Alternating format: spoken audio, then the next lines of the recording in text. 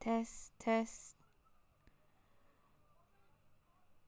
Okay. I think there's like a 20-second delay or 30. I'm not sure. Um, so, I guess I'll wait for a bit. Already skip for. Oh my gosh. I just started. I just started. I swear. Oh my gosh. Why am I opening Chrome? I swear. Um,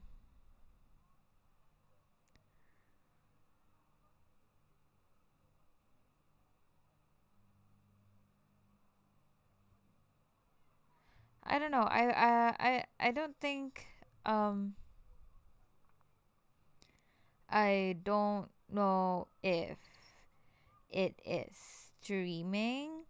So um oh, why is it this oh, it's so weird.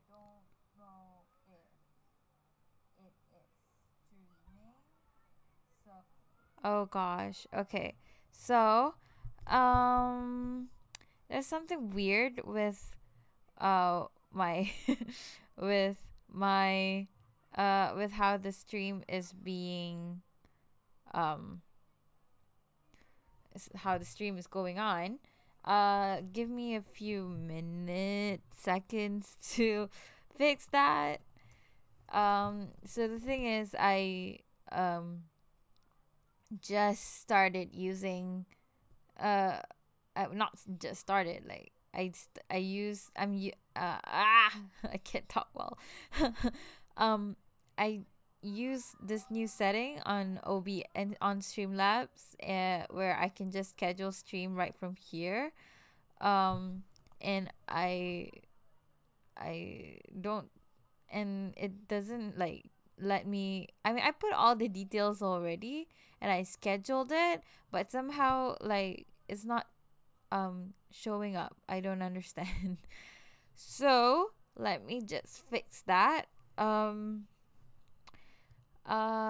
In the meantime, I will tell you about this new mic, and I hope I sound so much better right now. Um, yes, I just got a new mic literally just today. Because I have a few. I have some leftovers. From my. How do you say? Hold on. Can't really do two things at once for now because I am trying to change the details, and hold on. Hold on. I really hope I'm still live. Okay. So more skipped frames, I swear. I swear. Okay. So what I'm going to do today is I am going to tell you this stream is going to be about autism. So the thing is, I have a presentation coming up. Ew, how do you not spit on your mic? I swear. I have a presentation coming up next Friday, not this Friday, next Friday, about a week. Um and I have to speak to a bunch of sixth formers, and I don't know I which I assume is kind of like um in Malaysia it would be form 6, uh or maybe like SPM, which is like 17 year olds, or maybe 18-year-olds, who, yeah, I think that's what six formers are. I could just do a Google search, but I don't know. Anyways, I want to talk about autism, and I'm still not sure how to do that yet. Like, how do I how deep do I ugh how deep do I have to go into, and uh hold on. Yeah, like how deep do I have to go into it, and um oh geez. Okay, I am trying to. I am trying to. Wait, hold on. Oh shoot! I am. I am trying to change the uh.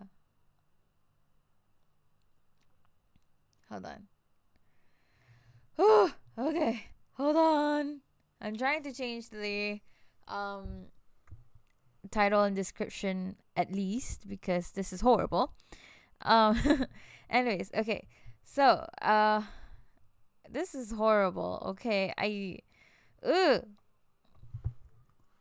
So, what I'm going to do today, I'm going to talk to you about autism, what it is, what's the symptoms, and stuff, and then I'm also going to tell you about my life. Sounds good? Like, okay. So you should be able to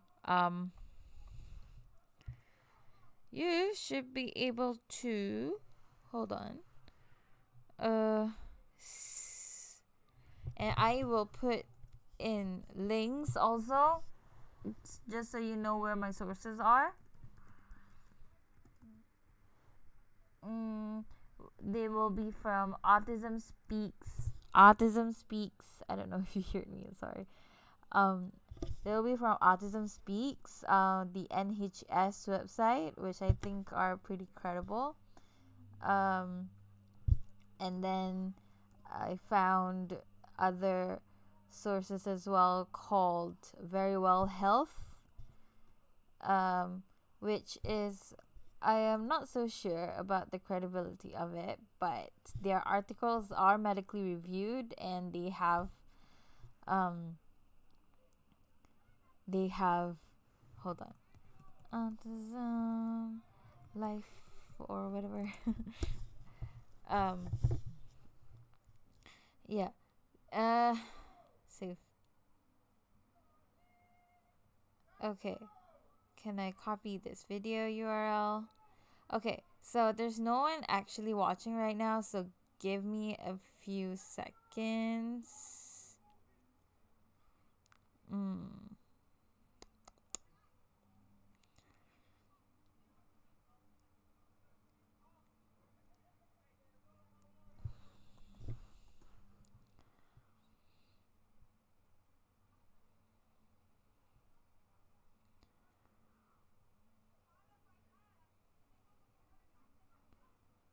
As well called Very Well Health, which is, I am not so sure about the credibility of it, but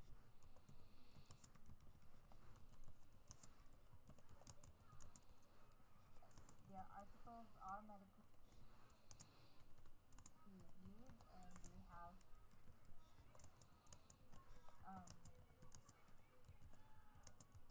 they have hold on. Like or whatever.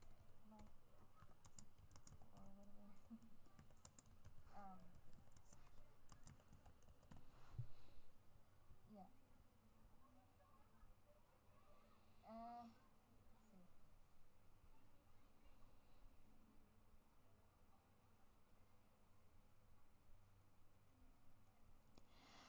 Okay, I'm back. I'm sorry. um, ugh, I am so sorry. I was out of the. I was doing a bit of a recon because, there wasn't really anyone watching, and everything is a bit janky because I didn't prepare beforehand. So, stuff like that. Oh, shoot. I closed the article. What's wrong with me? Oh, dear. Control Shift T is life. Okay, everyone. Control Shift T is everything. Okay. Okay, so for anyone who is not watching, that is fine also. I still have skip frames for some reason. I think the image I'm using is just to pretty. But usually skip frames don't mess with the audio, so I think we're good. If anything, I'll probably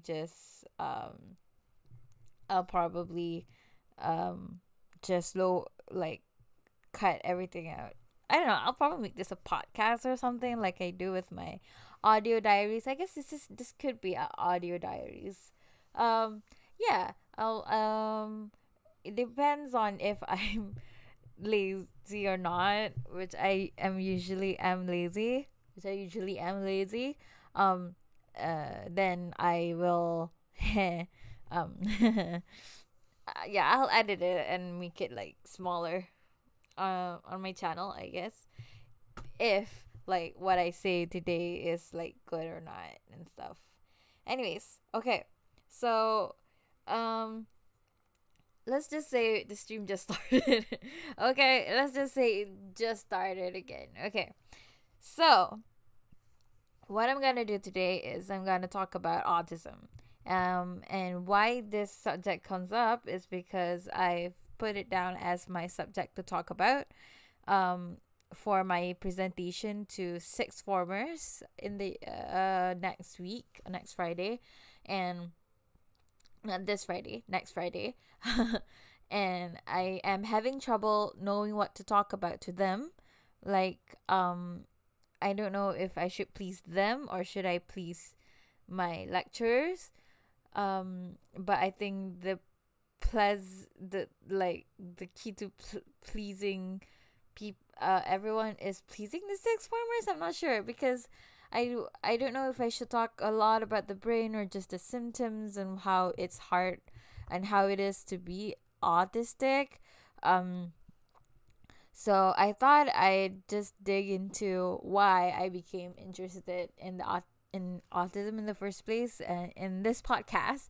Not podcast. I don't know if this is a podcast. Anyways, I got a new mic, so that's why I sound good. I think I sound good. I think I sound really good. Like way better than I usually do.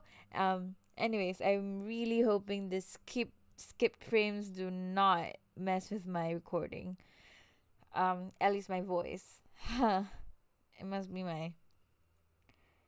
my image that I choose is just too yeah, a bit too much. Anyways, yeah. So before I start talking about how I got into thinking about how, got into autism in the first place, of my research project, I'm trying to um it does have a little bit to do with autism. It's not all about autism, but it is a bit about it. But yeah, so let's see. So from Autism Speaks, I've put the links down below so you can just check it. So from Autism Speaks, they say that core symptoms are social communication challenges and restricted repetitive behaviors. So it usually begins in early childhood, though they may go unrecognized, and it must persist and interfere with daily living. So, um, yeah, so there are a severity scale, and stuff. So and autistic people usually faces social communication challenges. So children and adults with autism have difficulty with verbal and nonverbal communication. For example, they may not understand or appropriately use spoken language. Around a third of people with autism are nonverbal. They won't understand or appropriately use gestures, eye contact, which is something I am trying to understand. Because it's part of like my study. It's an eye tracking gaze thing, which I guess I'll go into it a lot more later, I guess. So and they won't understand facial expressions, tone of voice, and expressions not meant to be taken literally. And a bunch of other stuff. The Autism Speaks one, the lists the symptoms very goodly. It's not a good use of the word. Very in a very like um how you say, very uh organized manner. Yeah. So the thing about knowing a lot of languages, you don't know what to use. Most of the time, you just come up with a blank. I don't think it's actually like the problem with a lot of language, anyways. And I'm getting off track. Anyways, okay. So by NHS, what I've given to you are symptoms.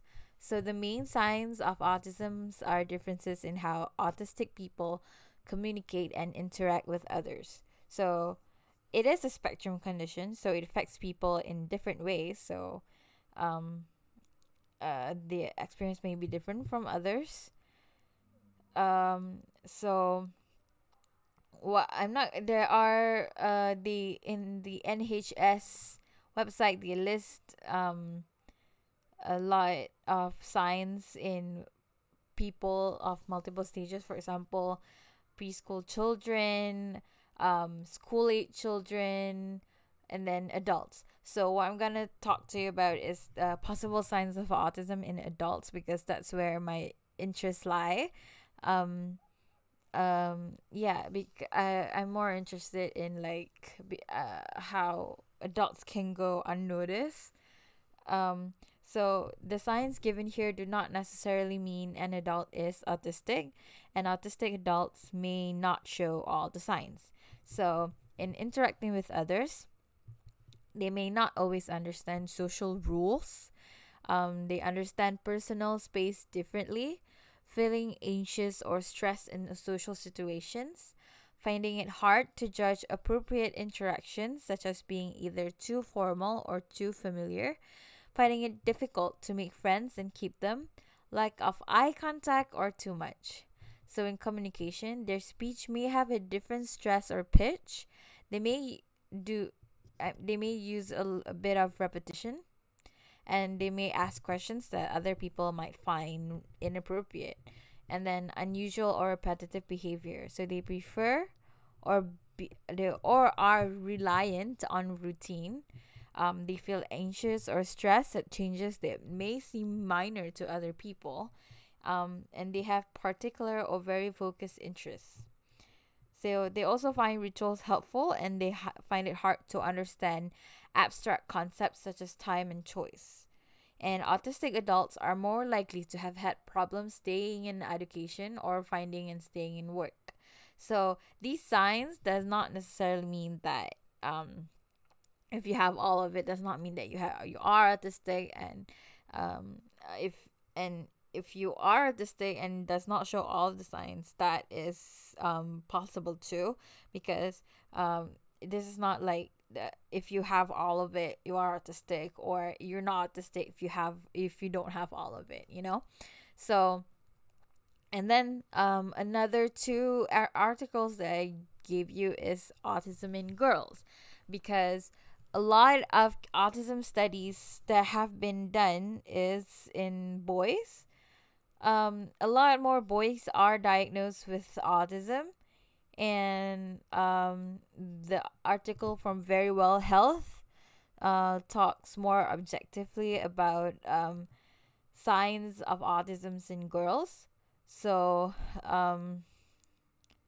it's more brief than the last article I gave you from Scientific American, which even I still haven't finished reading because it's really long, but it has some really good points. I like it. It even references a lot of studies. Um, yeah, but I still haven't finished reading it. But I am reading the last part, which says the protected sex, where Simon Baron Cohen hypothesized that autism, a lot of autism happens in male because the deficits that they show is largely um, things that typical males are not good at, which is in social deficit. So like the while in female, it's uh like more expected to be good at social situations, I guess. Like understanding emotions, empathizing, stuff like that. Um, and it has even been shown in that article that a lot of studies when diagnosing girls are a lot more biased. Like girls have to meet a lot more standards, have to check to a lot of boxes, kind of, to be able to be diagnosed. Because and if you even looked at the headline of that article, it said it's different in girls, and I do think that's true. Because um if you are don't have much time, you can just look at the Very Well Health um article, and they say that girls are more likely to develop a masking mechanism, a coping mechanism, to help with all the difficulties in social interaction. So it is harder to recognize it in them in the first place. So have a read at that, because I think it's really interesting. I am really excited to read it, because I literally just found this. I found this just like literally 10 minutes before I started this stream, which is why 10 minutes before I started recording. So, which is why I was kind of late. So yeah. Um uh yeah. Oh. Hmm. Right. Okay, so here's why I became kind of not obsessed. It's not obsessed is not the right word. Interested in autism. Um it's because I've never actually heard of it, even um I've never even actually heard of it until sorry. I've never actually heard of it until my cousin was diagnosed. And um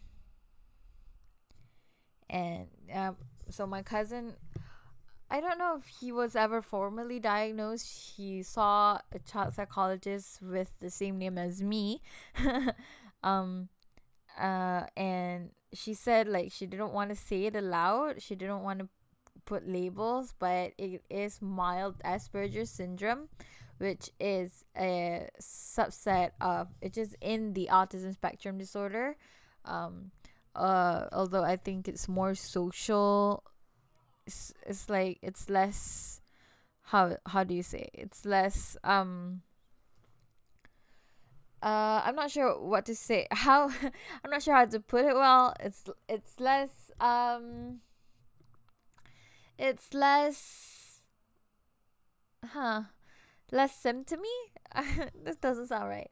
It's less severe than autism, I guess. I'm not sure.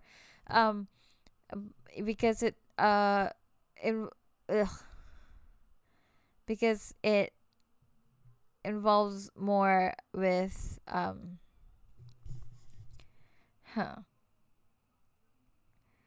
because it hold on. I am all over the place. uh Maybe I should choose like a different image. Anyways, never mind. Yeah, so he doesn't have like he doesn't throw big tantrums. He's not overly obsessed with his sensory oftentimes are not overloaded, which is a symptom uh, quite shown quite often with autistic kids, where some sensories are a bit too much, so they can't handle like too lights that are too bright, noises too loud, and other sensory stuff. So um yeah, hold on, I drank too much soda, so I may burp. I hope you didn't hear that. Anyways. Yeah, So and then I remember it was in a car, and then just after I think it was just after we heard the news, because at the time my cousin just had his baby brother. I think it was around that time, or yeah, I think around that time, and he lived near us.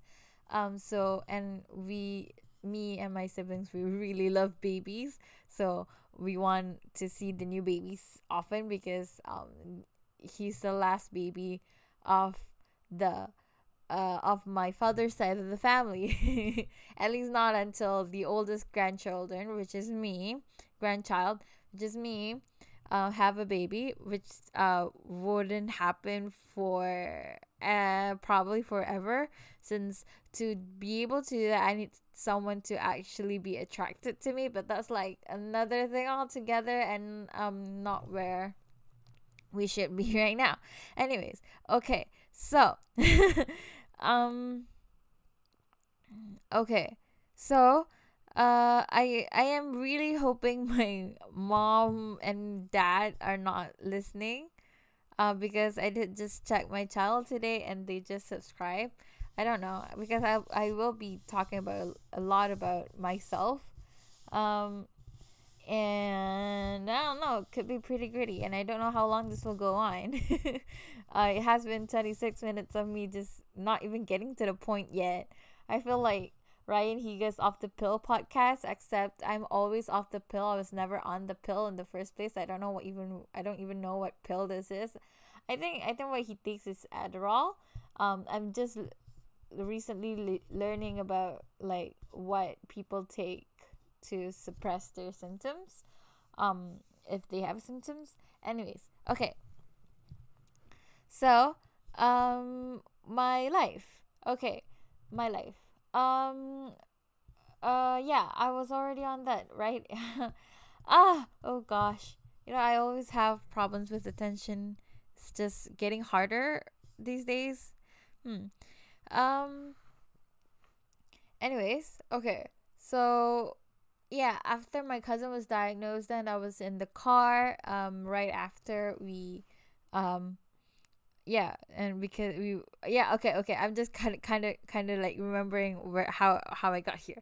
Yeah, so my cousin just had a baby brother. We went to visit them, I think. And that's when we heard the news, and we got back, and then my dad kind of joked about like how maybe I'm autistic, and at the time I was like, haha, that's a joke.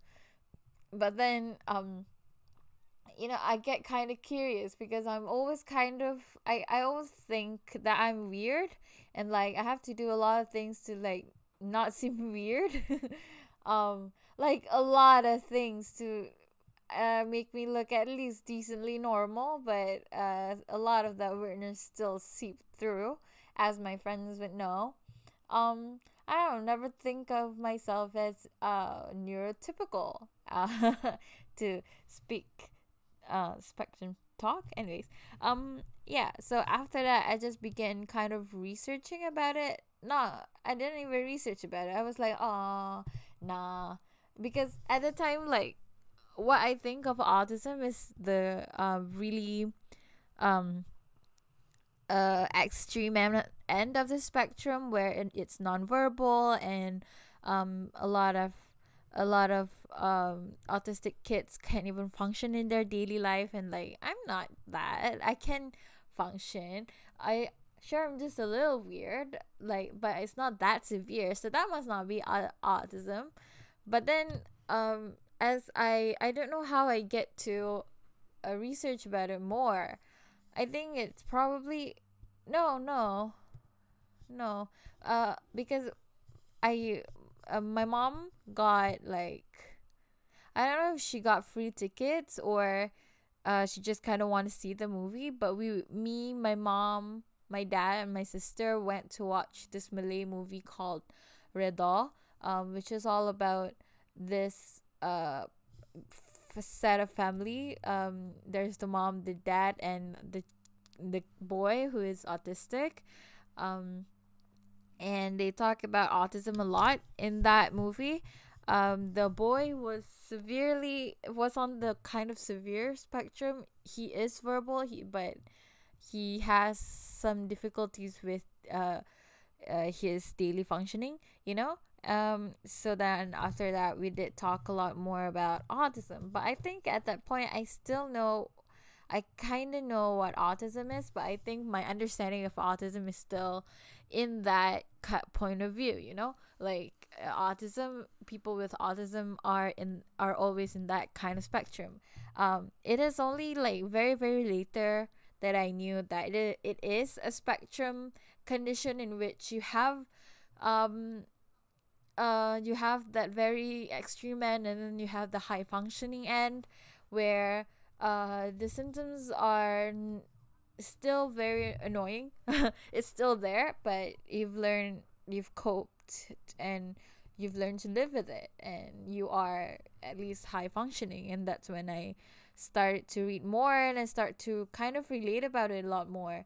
And like, if anything, I would say I don't know if I'm autistic. I've always wanted to get diagnosed, but I've never known how to do that. uh Mostly because I don't think when I was still covered with insurance, I don't think they cover that. Um and I spoke about getting diagnosed with my parents. It was very trepidating for me to do it at the time, so I did it via um phone, which is how I handle big conversations, because I can't look at people in the eye. um yeah, it's always hard to look at people in the eye. But I don't have problems with recognizing emotions, you know. um I have problems with recognizing them when I look them at the eye or the face. Um but I've like my how I recognize emotions is usually a holistic process, usually by their gesture, because it's not enough to just look at the face. I have to listen to how they um talk, their tone, their gestures, their facial expressions, all of that. I don't think it's just which is something I'm kind of how you say, I'm kind of at a crossroad with my current research, because it seems my supervisor is going straight to the eye contact, and I still don't understand how that is like how that connects with what we're doing, and why do we want to look at people eye right contact too much. I just don't think that's where the answer is, and I don't know how to say it. Because I do think there is something with eye contact. I'm not sure what we're trying to prove here, you know. But that's a whole nother story. I keep getting sidetracked, I'm sorry. I've always done this. I haven't even finished my point. I don't even know what my point is anymore. Hold on. Oh my gosh. Um yeah, okay. So um I growing up, I don't have a lot of friends. There's always like what the one or two friends that I always hang out with, that I at that point, at that stage of my life, would consider very close. Um I don't remember much of my kindergarten years, as I should. I don't know who remembers a lot, but I do remember. I think I had a lot of friends, but the kindergarten was not really that big. It was like, I don't know. I don't remember how many kids, but it wasn't as much as other kindergartens, I think. I'm not sure. Um. So, oh my gosh, I feel like I'm forgetting something. Oh, oh yeah, I have a game that I have to go to buy wine. Oh shoot. Um. uh, I can't. Oh, which means I can't do this for too long. Well, I can always just kind of pause, and then you can hear to me playing. It's not like anyone's listening, anyways. I'll probably cut it down. Um. Anyways, okay. Okay. Yeah. So growing up, I know I don't have a lot of friends. Um. And I thought I kind of, but my mom says when I was in kindergarten, I had a lot of friends. Um.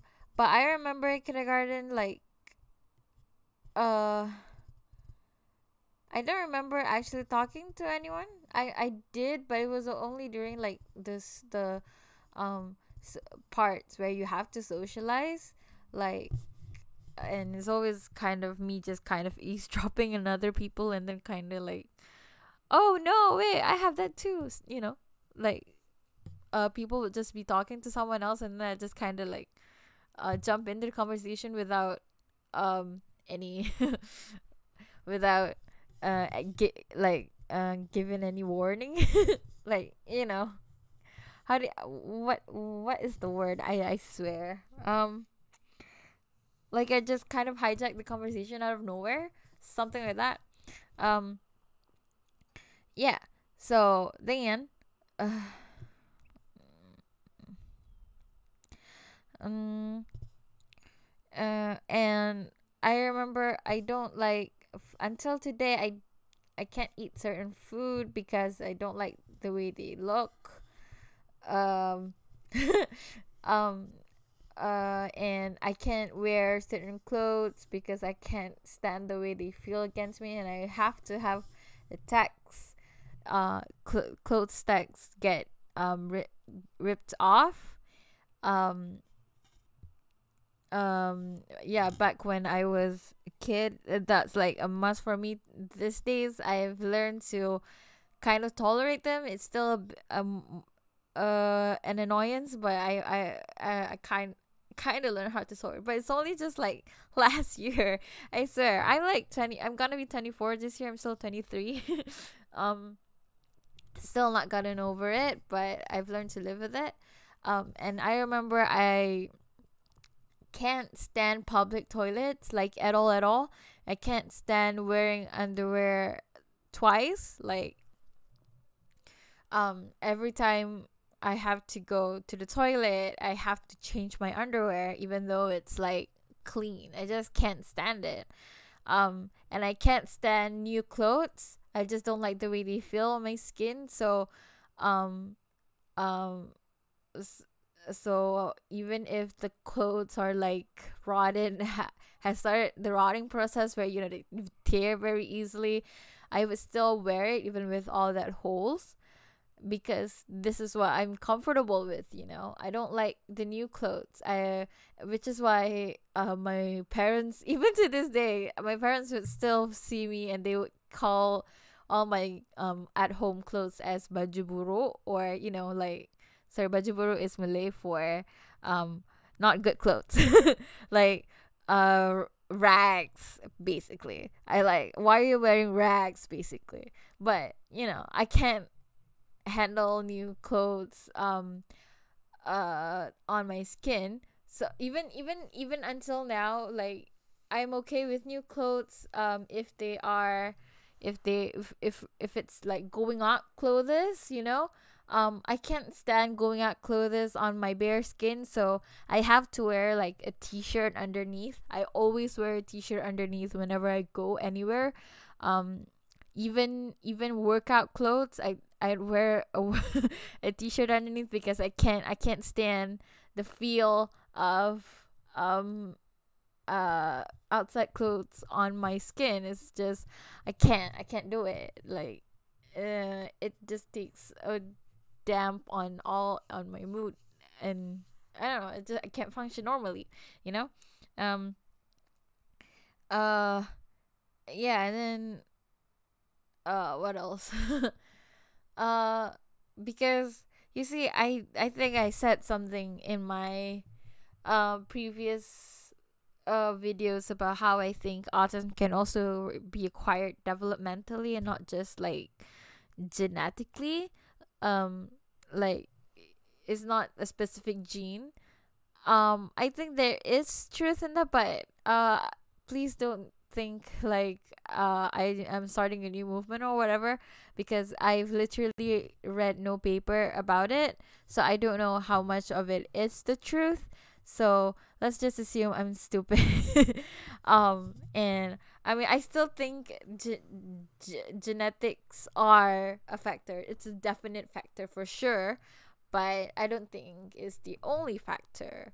Like, despite, for example, they say that Turner syndrome, like the from what I've read, like the uh X chromosome could be the factor of why the second, sorry, excited, I think it's the maternal X chromosome that's more apparent with like um autism symptoms, or like displays of autism symptoms. um um you know, oh my god, what was I saying? I swear. um mm, I'm sorry, I forgot what I'm saying. What was I saying? I Wait, hold on. I was saying something. Ah, uh, I swear I always get like this. Oh gosh, oh gosh. Wait, hold on. Mm, geez, I need to like write down stuff, I guess. Hmm, um, I think I was talking about clothes, right? I I suck at this. I'm so sorry. Um, oh gosh, oh gosh. Okay, okay, chill. Okay. I sorry. I'm so sorry. I can't for the life of me remember what I just said. I go. um.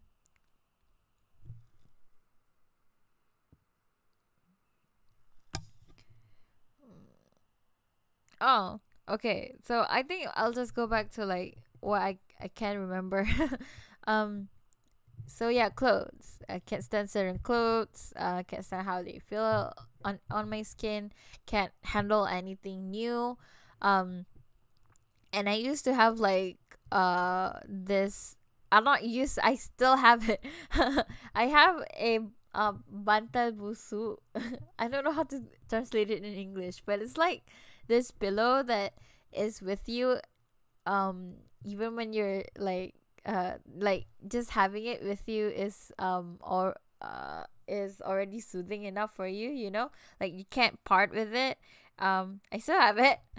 It's like it's usually a pillow or a blanket or anything or a toy that has been with you since you're a baby, and like just having it with you is like um you know, soothing and yeah, stuff like, and you know, yeah.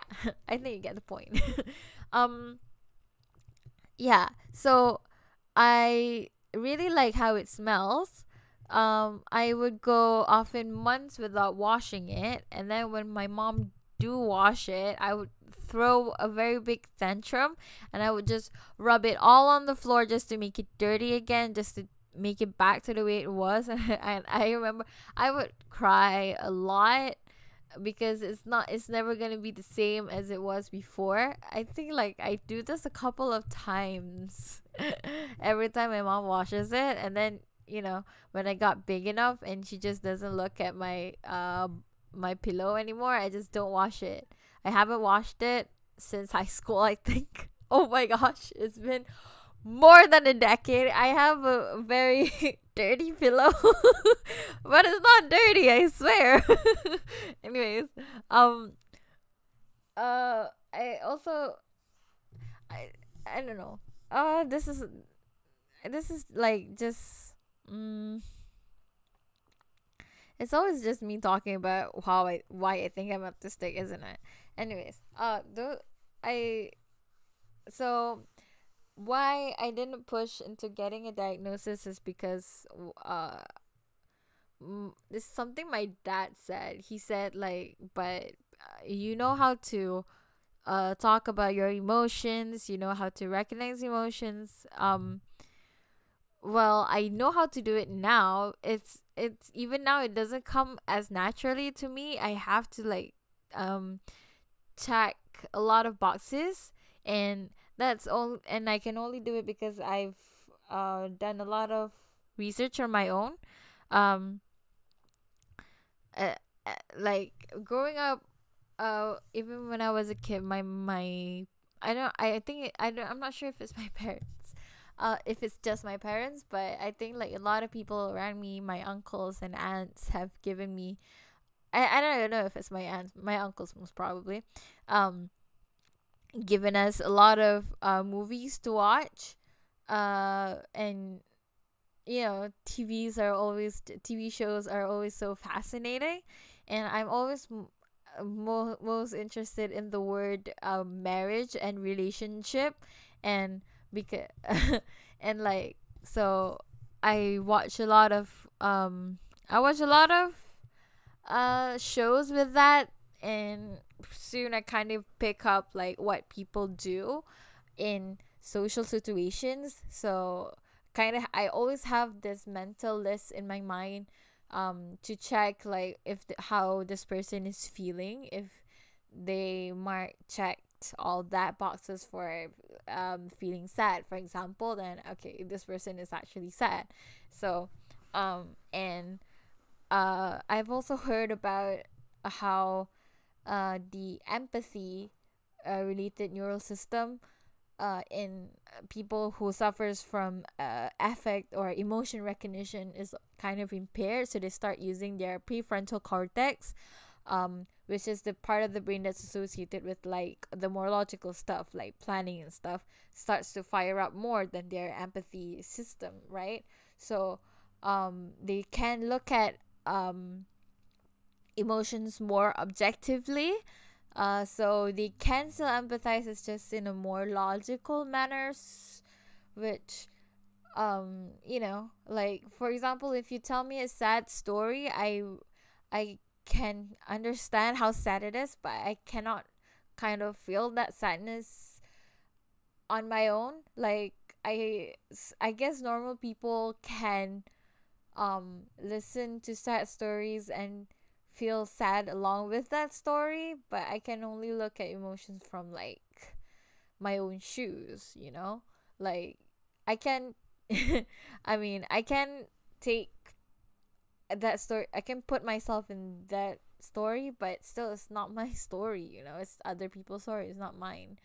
um and my mom always said like I have an overactive imagination, and I can always find something to occupy myself, like I can never get bored. But and I keep thinking about it because I don't understand what does over I didn't understand what overactive imagination even meant, because and when I looked at stories and TVs, movies, people with overactive imagination always have like this vivid fantasies, vivid dreams, but I never have them really. Like I have vivid dreams sometimes, but like they're not all that grand. And even when I like go off or zone off, it's just blank. I wasn't even thinking about anything. Like I tried, but it's not. I don't know. Like when you stare off into space, you don't really just think. I don't think. I just don't think. I just don't think. Nothing. I think of nothing. Nothing at all. It's just the wall. Just staring at that wall. I'm not even looking at all the details. Just staring at it. You know?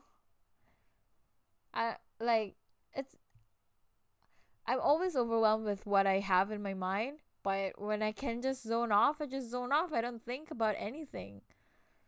Mm, mm, I don't know. To be honest, I'm afraid of getting diagnosed. For I'm not too afraid of like the labels that come with it. Um, but like because I'm already an adult, and if I do go to get diagnosed, they would have to look at like past history, and they would have to get my parents to come in and like kind of testify, which is what I kind of think of how it will be. And my parents never think that there was anything wrong with me. It's just that I'm a bit weird. And um you know, because they would think back about it, they would probably think of it in like a rose colored, they would be bleh, they would probably be looking at it in a rose colored glass kind of view, you know. So um which might not be all that accurate about me, because I remember some stuff very vividly. It's not, it has not been easy. You know, social situations have never been easy for me. My mom just keeps saying, just go for it, just go for it.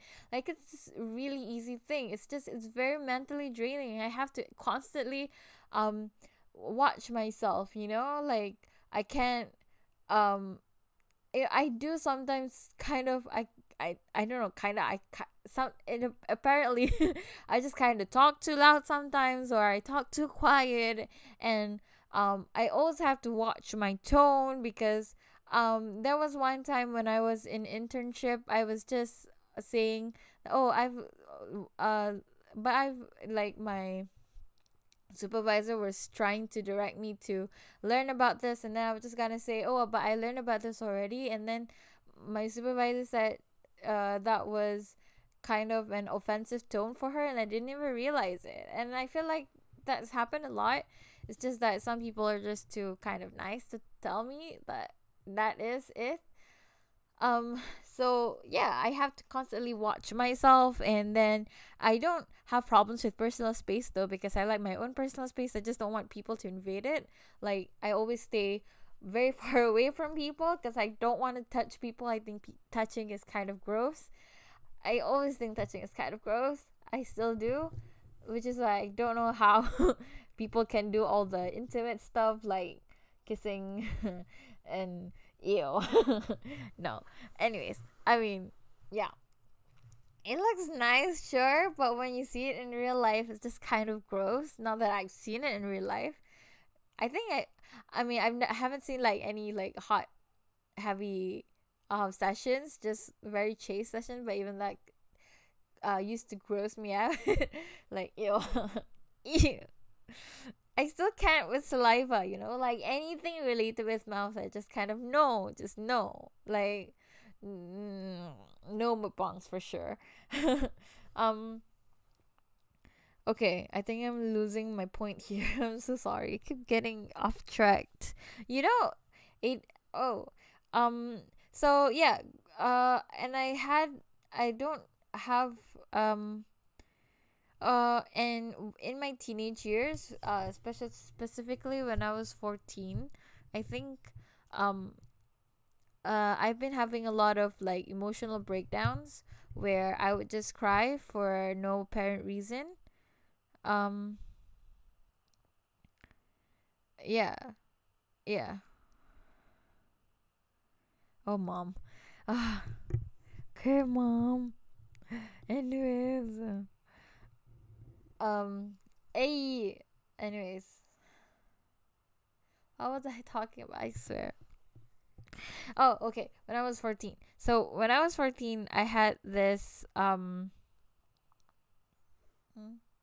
I had this kind of a big breakdown, and the start of when I was thinking when I had a lot of like suicidal ideation, suicidal thoughts. Well, it's not really suicidal thoughts. It's more like thoughts that it would be better if I'm not here. Like, if I'm just gone from everyone's life. That's when I just started having those kind of thoughts, that like how useless I am, how stupid I am, um and everything. And I like, it kind of gets too much to handle. So I started finding corners. Find solace in solace, I don't know, solace in under the table. Like, whenever I get too overwhelmed, I just crawl under a table and just, you know, rock it out.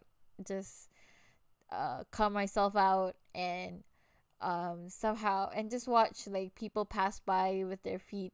And somehow it feels like, okay, it's okay, everything will be all right, you know.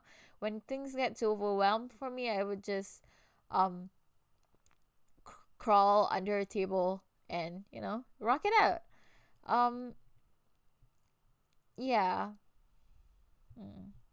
So that is when I started figuring out about figuring out that there is such a thing that as mental health, um and everything. And when I started being very involved in, like, really wanting to know about psychology. So I think my parents kind of figured out that I don't know exactly what did I show, because um I always try to, like, not show much emotions in front of my parents, because I don't think they can handle it, or I don't think I can handle it if when they want try to handle it. um because they always look at it as a problem to solve, instead of, like, just listening to me. Sometimes I just want people to listen, I guess, like, disagree and stuff. That helps too. That helps a lot. I think, like, you don't have to give advice when people are sad. Sometimes people are just sad. You just let them have space and be sad, you know yeah. Anyways. um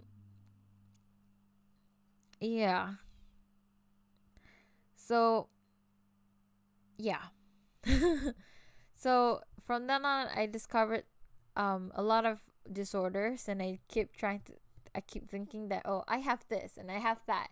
I have depression, I have anxiety, maybe I'm bipolar, because, or maybe I'm um uh like, almost all, maybe I have ADHD, because I'm not the best at keeping attention, even though my mom says I am. we, but the thing about ADHD is that, is in simpler words, I'm great at keeping attention on things that I really like, but really bad at keeping attention on things that I don't like. um that's, like, to put it at a very, how you say, very uh very shallow level. To explain it in a very shallow level, that's how it is. um yeah. I thought, oh, I thought I have ADHD. I thought maybe I'm bipolar. Basically, almost all, um, all, how word apa? Oh, basically, almost all the disorders that I can find, I thought I have it. And there was also, like, this stuff about tests online, screening tests, and for autism, depression, anxiety, ADHD.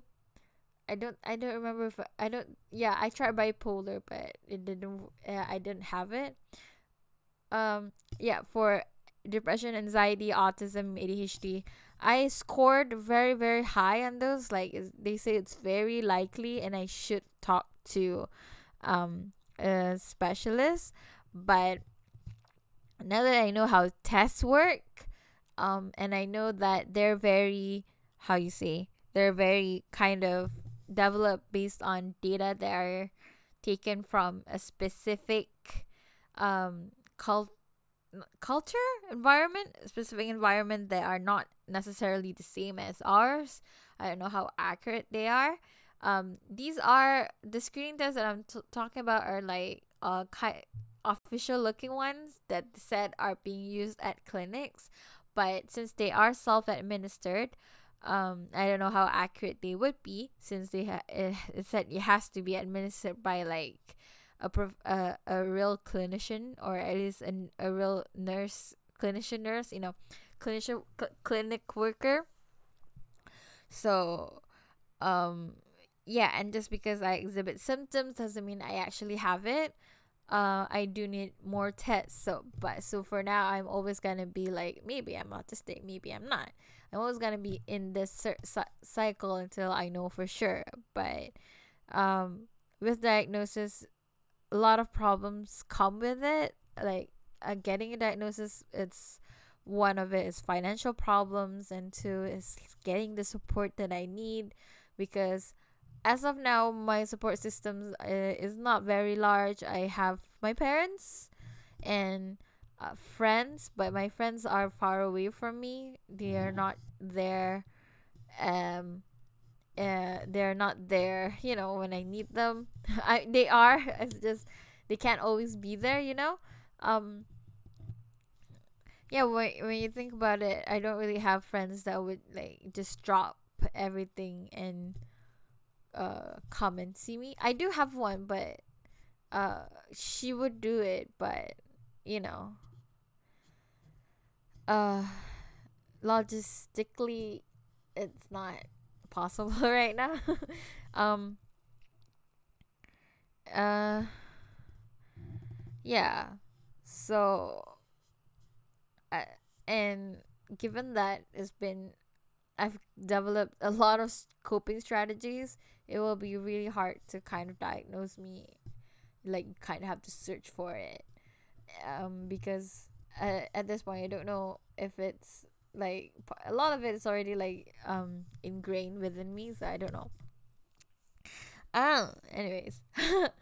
um I feel like that's about it, right? What else did I say I want to achieve? Well, I'm actually already sleepy. It's almost 1, but I usually don't sleep until like 1:30. So anyways. um yeah. Yeah, I guess that's it. No, I feel like I have a lot more to talk about. Yeah, anyways, if anyone can give me like um suggestions on what to talk about with autism, because I definitely cannot talk 1 hour about myself. I can't talk about myself. That's not how uh yeah, I basically have to convince them that psychology is great and that you should come and study psychology. um um anyways, okay, yeah. Uh Phew. I guess I'll have to sit down and think about it myself. As you should, as I should. Um, I think I'm about to end it, but I feel like I haven't spoke a lot. Like, I need to speak a lot more. Like that I should be speaking a lot more. Um, yeah. Um, yeah. Um, so, um, please read all the um yeah, so my problem with like knowing that I'm autistic is, yeah, one is problem financial, um, and then support system. I'm not sure if I mine is actually very like kuko, strong. Sorry, I revert back to Malay for a second there. I'm not sure if mine are actually all that strong to begin with. I still suck a lot at social situations. Even the guy, like, I can talk a lot about stuff that I like, but I don't talk a lot in front of people. I can talk a lot when I'm alone, when I'm by myself. Even the guy I like, he said that it's kind of creepy that I talk a lot on Twitter because I do talk a lot on Twitter. But in front of people, I don't talk. Like, I'd rather let them do the talking, just analyze and like put it in my database of should um how people should act and just um just mm, just try to act like that myself. A lot of I remember like a lot of because a lot of what I know from social situations are derived from movies, and you know how weird movies are. Like, a lot of it, like my friends would be just like, why are you talking like that? That's not how normal people talk. And like, oh, okay, noted. I will not talk like that anymore. Like, you think I have common sense, right? Even my dad kept saying, "Don't be stupid, think." Um, and I think like a lot of what my parents have said throughout my childhood has affected my self esteem. I So I don't know. But that's another thing altogether. I'll talk about depression, I guess, and anxiety, maybe another stream. If people like this, or another podcast, if this becomes a podcast, and maybe it maybe be maybe we maybe will